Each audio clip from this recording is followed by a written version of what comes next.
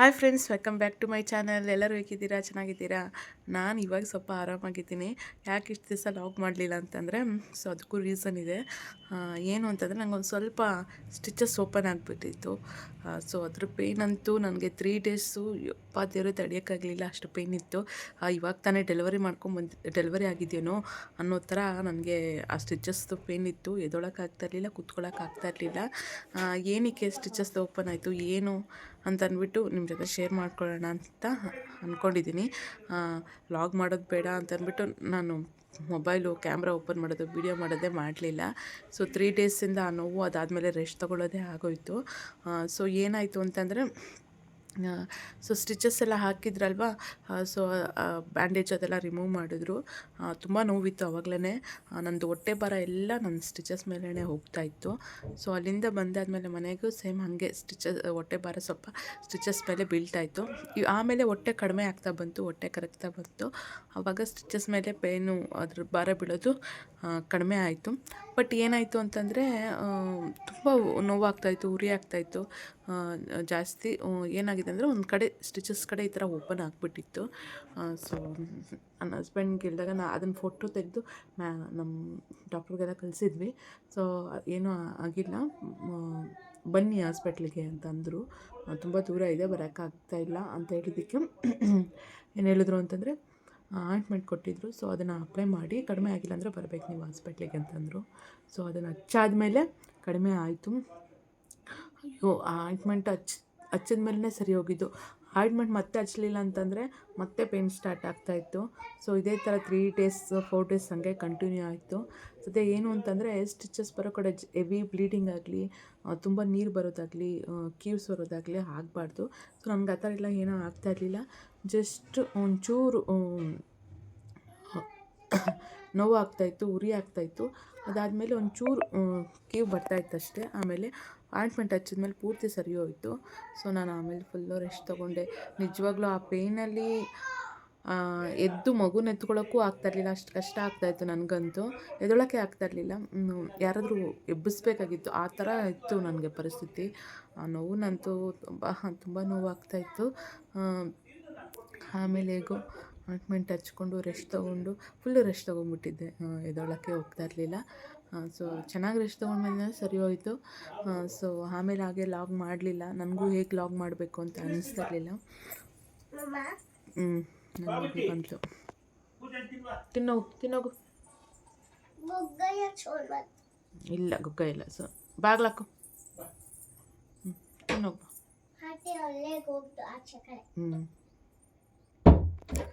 So ಆಮೇಲೆ ಹೇಗೆ log ಮಾಡೋದು, ಏನು ತೋರಿಸೋದು, ಯಾಕಂದರೆ ಅಡುಗೆ ಮನೆಗೆ ಹೋಗಿ ಅಡುಗೆ ಏನೂ ಮಾಡಲ್ಲ, ಆ ಮಗುನೂ ಜಾಸ್ತಿ ತೋರಿಸಲ್ಲ. ಯಾಕಂದರೆ ಮಗುನ ಜಾಸ್ತಿ ತೋರಿಸಿದ್ರೆ ಅದೊಂದು ಸ್ವಲ್ಪ ಗೈಡೆನ್ಸ್ ಎಲ್ಲ ಬರುತ್ತೆ ಯೂಟ್ಯೂಬಿಂದ. ಸೊ ಇನ್ನು ನಾನು ಏನು ಲಾಗ್ ಮಾಡೋದು ಅಂತ ಅಂದ್ಬಿಟ್ಟು, ಚೆನ್ನಾಗಿ ರೆಸ್ಟ್ ತಗೊಳ್ಳೋಣ ಅಂತ ಅಂದ್ಬಿಟ್ಟು ನಾನು ಲಾಗ್ ಮಾಡೋಕ್ಕೆ ಹೋಗಲಿಲ್ಲ. ಬಟ್ ಇನ್ಮೇಲೆ ಲಾಗ್ ಮಾಡ್ತೀನಿ. ಓದೋದಿದೆ ಫ್ರೆಂಡ್ಸ್, ಓದೋದಿದೆ. ನಾನು ಬರೀ ಇನ್ಮೇಲೆ ಸ್ಟಡೀಸ್ ಲಾಗೇ ಮಾಡೋಣ ಅಂತ ಅಂದ್ಕೊಂಡಿದ್ದೀನಿ. ಸ್ಟಡೀಸ್ ಲಾಗ್ ಮಾಡಿ ಅದಕ್ಕೇನಾದರೂ ಕಂಟೆಂಟ್ ವಿಡಿಯೋ ಮಾಡೋಣ ಅಂತ ಅಂದ್ಕೊಂಡಿದ್ದೀನಿ. ಸೊ ಇನ್ಮೇಲೆ ಸ್ಟಡೀಸ್ ಲಾಗ್ ಮಾಡ್ತೀನಿ. ಇನ್ನು ಓದಬೇಕು.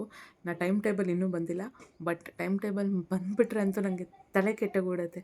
ನಾನು ಆವಾಗ ಬುಕ್ನ ಎತ್ತಿದೆ ಅಂದರೆ ಬುಕ್ಕನ್ನ ಎತ್ತಿಡೋದೇ ಇಲ್ಲ, ಓದ್ಕೊಂಡೇ ಕುತ್ಕೊಂಡ್ಬಿಡ್ತೀನಿ. ಅದಕ್ಕೆ ಫಸ್ಟು ಇವಾಗಿಂದನೇ ನಾನು ಪ್ರಿಪೇರ್ ಆಗ್ತಾನೇ ಇದ್ದೀನಿ. ಅಂದರೆ ಜಾಸ್ತಿನೂ ಓದೋಕ್ಕಾಗ್ತಾಯಿಲ್ಲ. ಏನಂತಂದರೆ, ಒಂದು ಕಡೆಯೂ ಟೈಮ್ ಟೇಬಲ್ ಬಂದಿಲ್ವಲ್ಲ, ರೆಸ್ಟ್ ಮಾಡೋಣ, ಮಗು ನೋಡ್ಕೊಳ್ಳೋಣ, ನಿದ್ದೆ ಮಾಡೋಣ ಅಂತ ಅನ್ನಿಸ್ತಾ ಇದೆ. ಬಟ್ ಟೈಮ್ ಟೇಬಲ್ ಬಂತು ಅಂದರೆ ನಂಗೆ ನಿದ್ದೆ ಹೊರಟೋಗ್ಬಿಡುತ್ತೆ, ಅದೊಂದು. ಸೊ ಈಗ ಏನಂದರೆ, ಮಗು ಒಂದೊಂದು ಸರಿ ಎದ್ದಿರುತ್ತೆ 12 ಗಂಟೆ 1 ಗಂಟೆವರೆಗೂ ಎದ್ದಿರೋದ್ರಿಂದ ನಾನು ಆ ಟೈಮಲ್ಲಿ ಮಗುಗೆ ಆಟ ಆಡಾಕ್ಬಿಟ್ಟು ಹಂಗೆ ಪಕ್ಕದಲ್ಲಿ ಕೂತ್ಕೊಬೋದು. ಇಲ್ಲಾಂತಂದರೆ ಮಗುನ ಹಾಲು ಕುಡಿಸಿ ಮಲಗಿಸಿದ್ಮೇಲೆ ನಂಗೆ ಟೈಮ್ ಇರುತ್ತೆ ಓದೋಕ್ಕೆ, ಸೊ ಅವಾಗ ಓದ್ಬೋದು. ಸೊ ಓದ್ಕೊಬೇಕು. ಇನ್ಮೇಲೆ ಸ್ಟಡೀಸ್ ಲಾಗ್ ಹಾಕ್ತೀನಿ. ಇನ್ಮೇಲೆ ಒಂದು ಸ್ವಲ್ಪ ಆ್ಯಕ್ಟಿವಾಗೇ ಇರ್ತೀನಿ. ಯಾಕಂತಂದರೆ ಯಾವಾಗಲೂ ಅಷ್ಟೇ, ಒಳ್ಳೆ ವ್ಯೂಸ್ ಬರ್ತಾಯಿರುತ್ತೆ, ಚೆನ್ನಾಗಿ ವ್ಯೂಸ್ ಬರ್ತಾಯಿರುತ್ತೆ. ನಾನು ಅದೇ ಟೈಮಲ್ಲಿ ಲಾಗ್ ಮಾಡೋದು ಬಿಟ್ಬಿಟ್ಟಿರ್ತೀನಿ, ಲಾಗ್ ಮಾಡೋದು ನಿಲ್ಲಿಸ್ಬಿಟ್ಟಿರ್ತೀನಿ. ಸೊ ಹಂಗೆ ಆಗಿರುತ್ತೆ. ಇವಾಗೂ ಕೂಡ ಹಾಗೆ ಆಗಿದೆ. ಸರಿ, ಕೇಳ್ತಾನೂ ಇದ್ದೀರಾ ಯಾಕೆ ಲಾಗ್ ಮಾಡ್ತಾನೂ ಇಲ್ಲ ಅಂತ ಅಂದ್ಬಿಟ್ಟು. ಏನು ಅಂತಂದರೆ, ದಿನ ಲಾಗ್ ಮಾಡ್ತಾಯಿದ್ರೆ ಅವಾಗೆ ವ್ಯೂಸ್ ಬರೋದು. ಯಾವಾಗೋ ನಾವು ವಾರಕ್ಕೊಂದ್ಸರಿ 2 ವಾರಕ್ಕೊಂದ್ಸರಿ ಹಾಕ್ತೀವಿ ಅಂತಂದರೆ ಬರೋದೇ ಇಲ್ಲ.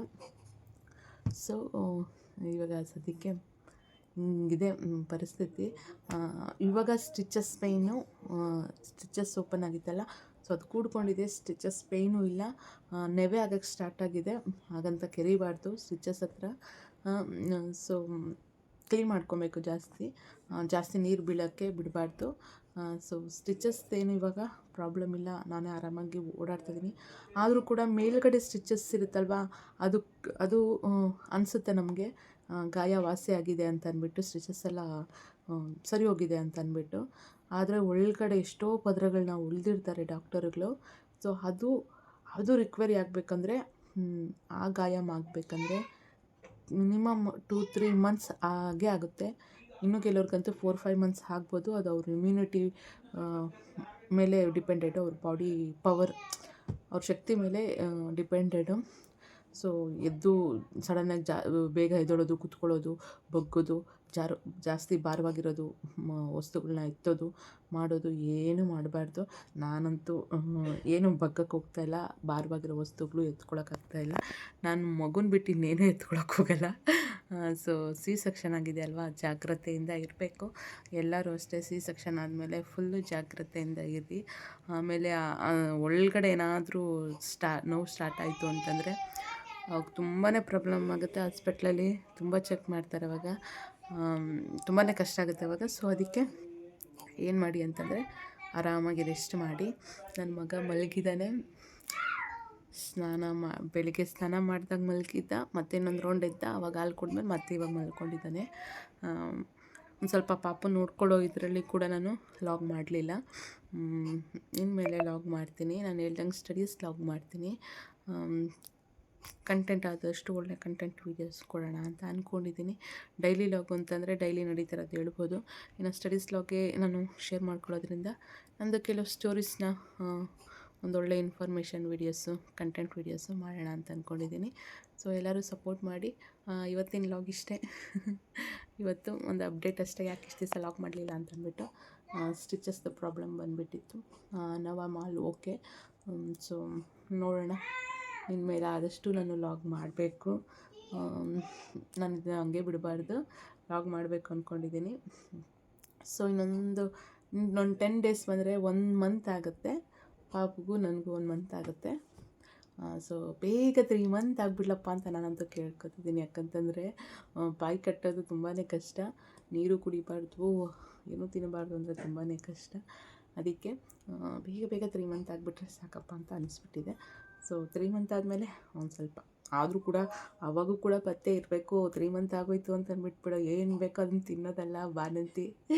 ಅವಾಗೂ ಕೂಡ ಬಾಯಿ ಕಟ್ಟಬೇಕು. ಹೇಳ್ತಾರೆ 1 ವರ್ಷ ಅಂತಾರೆ, ಗಂಡು ಮಗು ಹೋಗಿರೋದಕ್ಕೆ 1 ವರ್ಷ ಅಂತಾರೆ. ಬಟ್ 1 ವರ್ಷವರೆಗೂ ಆಗಲ್ಲ. 6 ತಿಂಗಳಾದರೂ ನಾವು ಹಾಲು ಕುಡಿಸ್ತೀವಲ್ಲ, ಅಲ್ಲಿವರೆಗೂ ನಾವು ಪತ್ತೆ ಇರಲೇಬೇಕು ಮಗುಗೆ. ಏನಂದ್ರೆ ತಿನ್ನಬಾರ್ದು. ಏನಾಗಿತ್ತು ಅಂತಂದರೆ ಒಂಚೂರು ನನ್ನ ಹಸ್ಬೆಂಡು ಜೋಳ ಬೇಯಿಸ್ಬಿಟ್ಟು ಕೊಟ್ಟಿದ್ರು, ಹೇಗಿದೆ ನೋಡು ಅಂತ. ಅದೊಂದು ಸ್ವಲ್ಪ ಜೋಳ ತಿಂದಿದ್ದಕ್ಕೆ ನನ್ನ ಮಗನಿಗೆ ಗ್ಯಾಸ್ ಆಗಿಬಿಟ್ಟಿತ್ತು. ಅದೊಂದು 2 ದಿನ ಗ್ಯಾಸು, ನಿದ್ದೆನೇ ಬರ್ತಿರ್ಲಿಲ್ಲ, ಅವನಿಗೆ ನಿದ್ದೆನೂ ಮಾಡ್ತಿರ್ಲಿಲ್ಲ. ಅದೊಂದು 2 ದಿನದ ಚಿಂತೆ ಆಗೋಗ್ಬಿಟ್ಟಿತ್ತು. ಅಂದರೆ ಮಕ್ಕಳು ಇಲ್ಲದೆ ಇರೋರಿಗೆ ಮಕ್ಕಳಿಲ್ಲ ಅನ್ನೋದೇ ಚಿಂತೆ, ಮಕ್ಕಳಿದ್ದವ್ರಿಗೆ 108 ಚಿಂತೆ. ಮಕ್ಳಿಗೆ ಏನಾದರೂ ಕೂಡ ಅದ್ರದ್ದು ಯೋಚನೆ, ಚಿಂತೆ ಹೆಂಗೆ ಬಂದ್ಬಿಡುತ್ತೆ ಅಂತಂದರೆ ಏನಪ್ಪ ಮಾಡೋದು ಅಂತ ಅನಿಸ್ಬಿಡುತ್ತೆ. ಸೊ ಅದಕ್ಕೆ ತುಂಬ ಪಥ್ಯ ಇರಬೇಕು. ಇನ್ನು ನಾನೇ ಹೇಳಿದೆ ನನ್ನ ಹಸ್ಬೆಂಡ್ಗೆ, ನೀವೇ ತಂದುಕೊಟ್ಟಿದ್ದು ಎಲ್ಲ ನೀವೇ ತಂದುಕೊಡ್ತಾರೆ. ನನಗೆ ಬೈದರು ಫಸ್ಟ್ ನನ್ನ ಹಸ್ಬೆಂಡ್, ನೋಡು ಅದಕ್ಕೆ ಪಥ್ಯ ಇರಬೇಕು ಅನ್ನೋದು, ಬಾಯಿ ಕಟ್ಟಬೇಕು ಅನ್ನೋದು, ಏನೋ ತಿನ್ಬಿಟ್ಟು ನೋಡು ಹಿಂಗಾಗಿದೆ ಹಂಗಾಗಿದೆ ಅಂತ ಬೈಯೋಕ್ಕೆ ಸ್ಟಾರ್ಟ್ ಮಾಡಿದ್ರು ನನ್ನ. ಆಮೇಲೆ ನೀವೇ ತಂದುಕೊಟ್ಟಿದ್ದು, ನಾನಾಗೆ ಹೋಗಿ ತಿಂತೆ, ನಾನು ಅಡುಗೆ ಮನೆಗೆ ಹೋಗಲ್ಲ. ಯಾಕೆ ಅಡುಗೆ ಮನೆಗೆ ಹೋಗಲ್ಲ ಅಂದರೆ ಅದೇ ರೀಸನು, ಏನಾದರೂ ಎತ್ಕೊಂಡು ತಿಂತೀನಿ, ಏನಾದರೂ ನೋಡಿಬಿಟ್ರೆ ಸಾಕು ತಿನ್ನಬೇಕು ಅನಿಸ್ಬಿಡುತ್ತೆ ಅನ್ನೋ ಕಾರಣಕ್ಕೆ ನಾನು ಏನೂ ತಿನ್ನಬಾರ್ದು ಅಂದ್ಬಿಟ್ಟು ನಾನು ಅಡುಗೆ ಮನೆಗೆ ಹೋಗಲ್ಲ. ಯಾಕಂದರೆ ನನ್ನ ಮಗಳಿಗೋಸ್ಕರ ಅದು ಇದು ತಿನ್ನೋಕ್ಕೋಸ್ಕರ ಏನಾದರೂ ತಂದಿರ್ತಾರೆ. ಸೊ ನಾನು ಅದೆಲ್ಲ ತಿನ್ಬಿಡ್ತೀನಿ ಅಂತ ಅನ್ನೋ ಭಯಕ್ಕೆ ನಾನಂತೂ ಹೋಗೋದೇ ಇಲ್ಲ ಅಡುಗೆ ಮನೆಗೆ.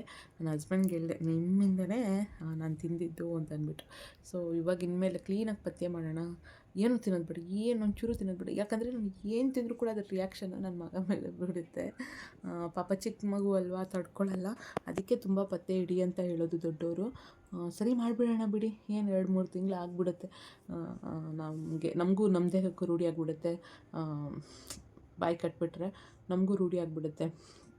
ಆವಾಗ ಡೈಲಿ ಏನು ತಿಂತೀವೋ ಅದನ್ನೇ ತಿಂದ್ಬಿಡ್ತೀವಿ. ಸೊ ಏನೂ ಇಲ್ಲ, ಕಟ್ಸಾರೆ, ಅನ್ನ ಕಟ್ಸಾರು, ಹಾಲು, ಅನ್ನ ಇಷ್ಟೇ, ಇನ್ನೇನು ತಿಂತಾಯಿಲ್ಲ. ಇದನ್ನೇ ಬಿಡಿ, ಇದರಲ್ಲೇ ಜೀವನ ಮಾಡೋಣ. ಇನ್ನೂ ಹಳೆ ಕಾಲದಲ್ಲಿ ಇನ್ನೂ ಏನೇನು ಪಥ್ಯಗಳು ಮಾಡಿರೋರು ಅಂತಂದರೆ ಬರೀ ಹಾಲು, ಬರೀ ಅನ್ನ ಬೆಲ್ಲ ತಿನ್ಕೊಂಡಿರೋರಂತೆ 3-4 ತಿಂಗಳು ಬಾಣಂತನ, ನೀರು ಕುಡಿತಾ ಇರಲಿಲ್ಲಂತೆ. ಹಂಗೆ ಇರ್ತಾಯಿತ್ತಂತೆ ಬಾಣಂತನ. ನಮಗಾದ್ರೂ ಪರವಾಗಿಲ್ಲ, ಪಲ್ಯ, ಕಟ್ ಸಾಂಬಾರು ಮತ್ತು ಮೆಣಸಾರು ಆ ಥರ ಎಲ್ಲ ಮಾಡಿಕೊಡ್ತಾರೆ. ಆ ಕಾಲದಲ್ಲೆಲ್ಲ ಅದೆಲ್ಲ ಇರಲೇ ಇಲ್ವಂತೆ. ಸೊ ನಾವೇ ಬೆಸ್ಟು ಅಂತ ಅನಿಸ್ಬಿಡುತ್ತೆ. ಇರಲಿ ಬಿಡು, ಹೇಗೋ ಬಾಣಂತನ ಮುಗಿಸ್ಕೊಂಬಿಡೋಣ ಅಂತ ಅಂದ್ಕೊಂಡಿದ್ದೀನಿ. ಹಾಗೆ ಇನ್ಮೇಲೆ ಸ್ಟಡೀಸ್ ಲಾಗ್ ಮಾಡ್ತೀನಿ, ಅದ್ರದ್ದು ಅಪ್ಡೇಟ್ಸು ಕೊಡ್ತೀನಿ. ಸೊ ಕೆಲವ್ರು ಕೇಳಿದ್ರಿ, ನಾನು ಲಾಗ್ ಮಾಡೋಕ್ಕಾಗಲಿಲ್ಲ, ಮತ್ತೆ ಲಾಗಲ್ಲಿ ಮಾಡ್ತೀನಿ. ಏನೇನು ಕಮೆಂಟ್ಸಲ್ಲೆಲ್ಲ ಕೇಳಿದ್ರು ಅದನ್ನೆಲ್ಲ ನಾಳೆಯಿಂದ ನಾನು ಲಾಗಲ್ಲೂ ಒಂದೊಂದೇ ಅಪ್ಲೋಡ್ ಮಾಡ್ತೀನಿ. ಮಗುದು ಕೂದಲು ಬಗ್ಗೆ, ಕೂದಲು ಅಷ್ಟು ಚೆನ್ನಾಗಿ ಬೆಳೆದಿದೆಯಲ್ಲ, ಏನು ತಿಂತಾಯಿದ್ರಿ ನೀವು ಪ್ರೆಗ್ನೆಂಟಲ್ಲಿ ಅಂತ ಕೇಳಿದ್ರಿ. ನಾನು ಅದು ಲಾಗ್ ಮಾಡಿಲ್ಲ, ಐ ಆಮ್ ವೆರಿ ಸಾರಿ. ಮಧ್ಯದಲ್ಲಿ ನಂಗೆ ಈ ಥರ ಸ್ಟಿಚಸ್ ಪೇಯ್ನ್ ಬಂದುಬಿಟ್ಟು ರೆಸ್ಟ್ ಮಾಡೋದೇ ಆಗೋಯಿತು. I am really sorry. ನಾನು ಮತ್ತೆ ಲಾಗ್ ಮಾಡ್ತೀನಿ ನೆಕ್ಸ್ಟ್ ಲಾಗ್ ನಾನು ಅದೇ ಮಾಡ್ತೀನಿ. ಪಾಪುಗೆ ಅಷ್ಟು ಚೆನ್ನಾಗಿ ಕೂದಲು ಬರೋಕ್ಕೆ ನಾನು ಏನು ಪ್ರೆಗ್ನೆಂಟ್ ಇದ್ದಾಗ ಏನು ತೊಗೊತಾ ಇದ್ದೆ ಅಂತ ಅಂದ್ಬಿಟ್ಟು ಖಂಡಿತ ನಿಮಗೆ ಶೇರ್ ಮಾಡ್ಕೊತೀನಿ ನೆಕ್ಸ್ಟ್ ಲಾಗಲ್ಲಿ. ಸೊ ಇದೇ ಥರ ಏನಾದರೂ ಕ್ವಶನ್ಸ್ ಇದ್ದರೆ ಕೇಳಿ, ನಾನು ಮತ್ತೆ ಮುಂದಿನ ಲಾಗಲ್ಲಿ ನಿಮ್ಮ ಜೊತೆ ಶೇರ್ ಮಾಡ್ಕೊತೀನಿ.